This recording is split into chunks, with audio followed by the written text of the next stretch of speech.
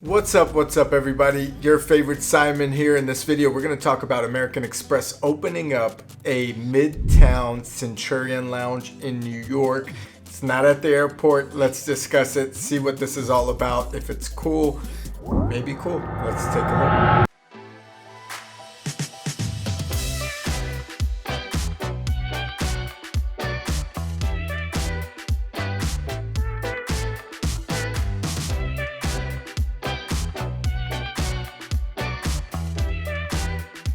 So before I thought lounges were just a cool travel perk. You would have to be at the airport. You couldn't get there 3 hours before your flight, or in some cases go to the lounge after your travel. Now with the Centurion card, which I do have, you can actually visit the lounge after you have landed to get loaded up on the alcohol and get a meal, etc. if you have no place to be. Now, with most other cards, including the Platinum card, you can't use the lounge after you landed. So just a note. I want you to get your ass out of my face.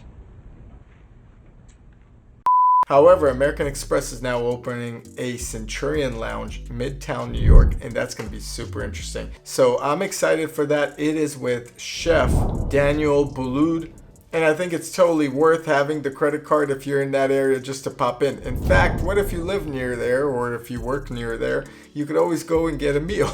I'm wondering if there's going to be any limitations to using the American Express Centurion Lounge in Midtown. This lounge is expected to open on the 55th floor of 1 Vanderbilt. It's about a block from the Hyatt Grand Central, which was formerly known as the Grand Hyatt.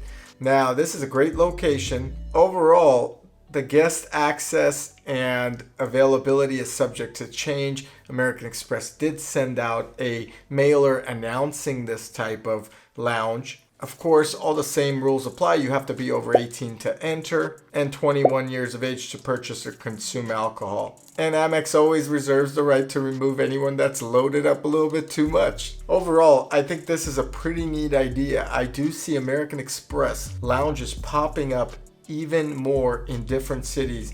New York, maybe Miami, maybe San Francisco, London, etc. I don't know the cost or how they would profit off it. However, it is a great idea for members, especially those of the Platinum and Centurion status, to feel like they have some type of exclusivity in some of the areas.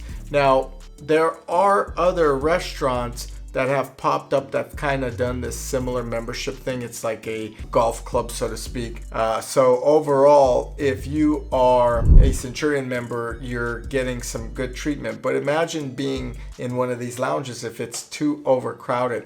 I feel like an exclusive lounge tends to be just the right amount of people. And I mean that by not overcrowded and not undercrowded, where you feel like you're the only person in the room and it's boring. So in San Francisco, there's a place called The Battery, which a lot of business people discuss business. The Battery offers some very cool parties. It offers a nice restaurant.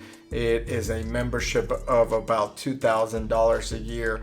You have to be invited. And this is what I think American Express Centurion is kind of going after with these lounges, where you get some exclusive access to a lounge if you're a member. However, one thing I worry about American Express having with these lounges is it being overcrowded, which is very common in the airport lounges that we've seen in the past, especially when travel is in full swing. It seems like everyone nowadays has a Platinum card.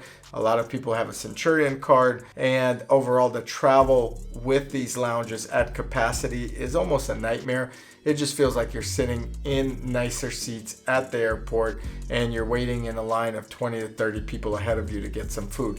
I personally don't like that experience, and I hope that with this lounge that they open in Midtown, I'm not sure of the name, you won't have to have that type of experience. It'll be very exclusive. It'll be very understanding of the total of amount of people that you could fit in there that would make it comfortable. And if they could do that, then they could add some type of flair to Midtown. I think it's a great option. It's definitely a good option if you're around that area to just pop in, get some food, get coffee, relax, lounge, discuss business, etc., or really enjoy the benefits of American Express. Chase has done very similar things with some pop-up lounges that they've done in the past, and I think American Express is trying out Midtown. Of course, this is probably the best area to open a Centurion Lounge, considering Manhattan is the best or the most known area. Maybe London comes close, maybe somewhere in Paris where it's very crowded, populated, and people are mainly doing business activities or exploring.